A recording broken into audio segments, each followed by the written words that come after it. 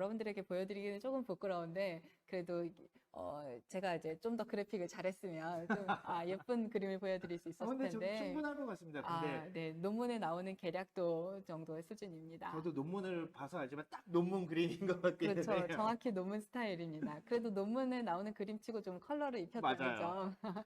보통은 흑백으로 처리를 하는데요. 이게 약간 색깔을 네. 넣어봤습니다. 그리고 더 가보기 전에 질문들이 조금 들어와서 네. 질문을 한번 보도록 하겠습니다. 볼까요? 달 뒷면은 찍을 수 없나요? 라는 질문이 왔는데, 중요한 질문입니다. 네. 달 뒷면 저희가 찍을 겁니다.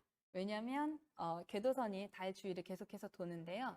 적도 방향 아니고 극과 극을 연결하는 극궤도를 돌 겁니다. 그래서 뒷면도 당연히 볼 수가 있고요. 우리가 달의 뒷면이 어두운 면이라고 보통 표현을 하기 때문에 네. 달의 뒷면에 왠지 태양빛이 안 비칠 것 같은 착각을 많이 하게 되는데요. 그렇진 않고요. 우리가 보름달일 때 지구에서 달의 앞면 전체를 볼 수 있잖아요. 반대로 금음달일 때 태양은 달의 뒷면을 비추고 있습니다. 그렇죠. 예, 지구에서 보지 못할 뿐이죠. 네. 태양은 항상 달의 어딘가를 비추고 있고 이 우리 궤도선은 2시간에 한 번씩 달 주위를 돌게 됩니다. 네. 100km 상공에서. 그러면 태양이 비치고 있는 면을 언젠가는 볼 수 있어요. 그래서 앞면이 낮이거나 뒷면이 낮이거나 둘 중에 한 군데서는 낮이기 때문에 계속해서 관측을 할 수 있습니다. 네. 우리 폴캠도 그렇고 다른 관측 장비들을 가지고 달 전체를 관측을 해서 지도를 만들어서 여러분들이 보실 수 있게 만들어 드릴 겁니다. 네.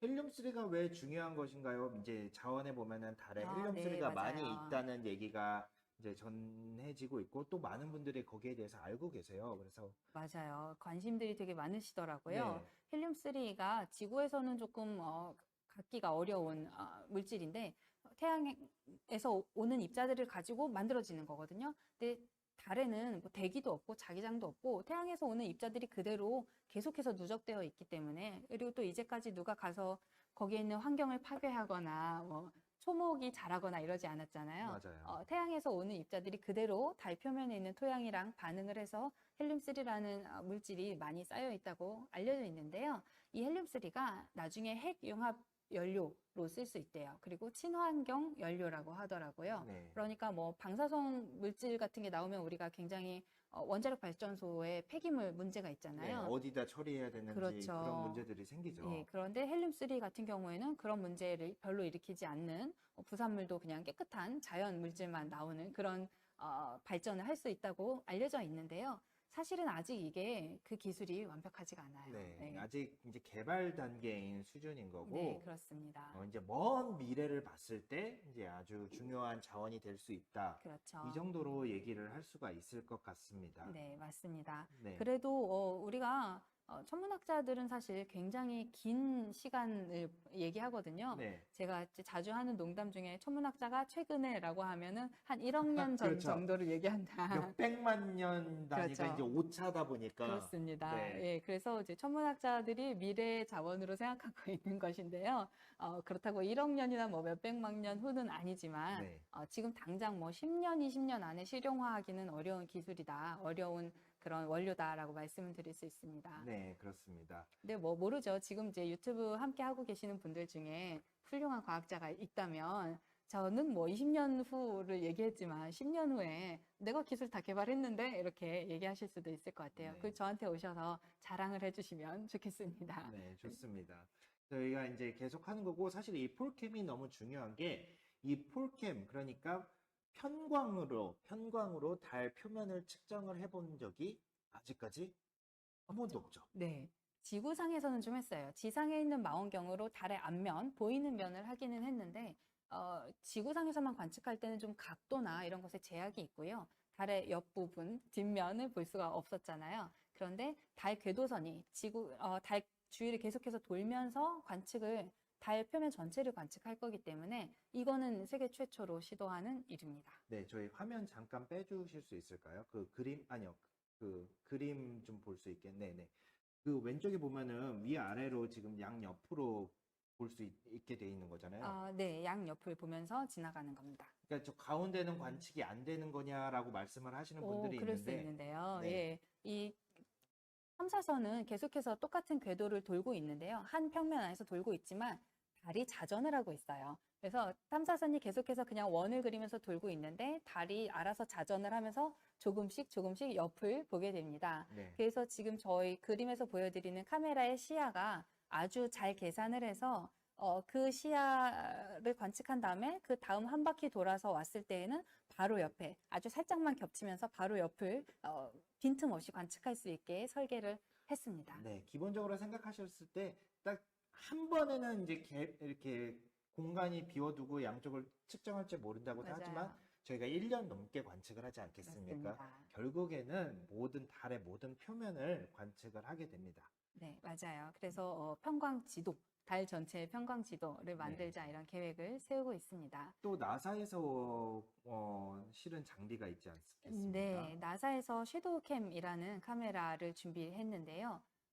섀도우캠은 폴캠은 극지방이 아닌 낮은 위도 지역을 관측하는 반면에 섀도우캠은 극지방만 관측을 하게 됩니다. 네. 이 극지방에는 크레이터나 이런 험준한 지형들이 굉장히 많아요. 크레이터가 뭐 큰 것들은 수 킬로미터 이상의 깊이를 갖거든요. 네. 그러니까 1km짜리 산이 있는 것과 다름이 없는데요. 이런 크레이터들로 가득 차 있어서 아주 험준한 지형이고 어딘가는 1년 내내 햇빛이 들지 않는 그런 지역들이 있습니다. 네.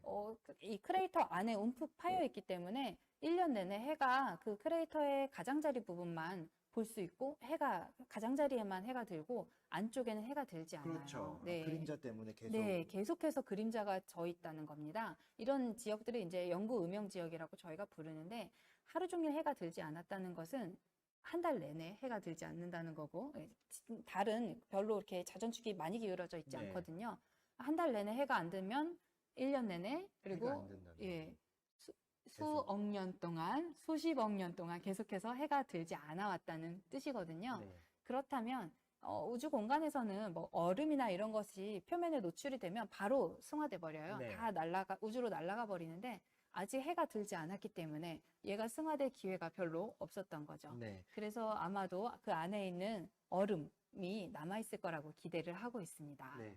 여러분들 달에는 대기가 없기 때문에 여러분들 생각하셨을 때 드라이 아이스 있잖아요. 아, 네, 맞아요. 우리 이제 지구상에서 보는 드라이 아이스 고체인데 막 기체가 돼서 날아가잖아요. 네. 달에는 대기가 없기 때문에 물이 마치 드라이 아이스처럼 음. 공기 중에 노출이 되면은 바로 이렇게 기화가 돼서 날아가 버립니다. 그런데 저런 어두운 지역에 있다면은 얼음 상태로 그대로 남아있을 네네. 확률이 아주 있다는 거죠. 추우면 그 얼음이 그냥 그대로 있을 텐데 햇빛을 받고 좀 따뜻해지면 바로 날아가게 되거든요. 그런데 햇빛을 받지 않았다면 태양계가 생성될 초기, 달이 생성될 초기 단계에 갖고 있던 그 물질들이 그대로 보존되어 있을 거라고 생각하고 있고요. 네. 가장 중요한 것은 그 물질 가운데는 물이 있다는 겁니다. 네. 네, 물 얼음이 있을 것 같은 지역이라고 생각이 되고 그래서 다른 지역의 정보는 다 그냥 하얗게 날아가게 둘 거예요. 네. 그리고 크레이터 안쪽에 어두운 지역을 좀 자세히 보는 데 집중하는 그런 카메라입니다. 네. 좋습니다. 유튜브에서 질문이 조금 올라와서 한번 보면은 네. 달궤도 진입을 어디까지 생중계해 주시는 건가요? 오늘 생중계에 대해서 말씀을 해 주시는 건데 저희가 2차 부스터가 일어나고 나서 곧 다누리호가 분리가 됩니다. 네.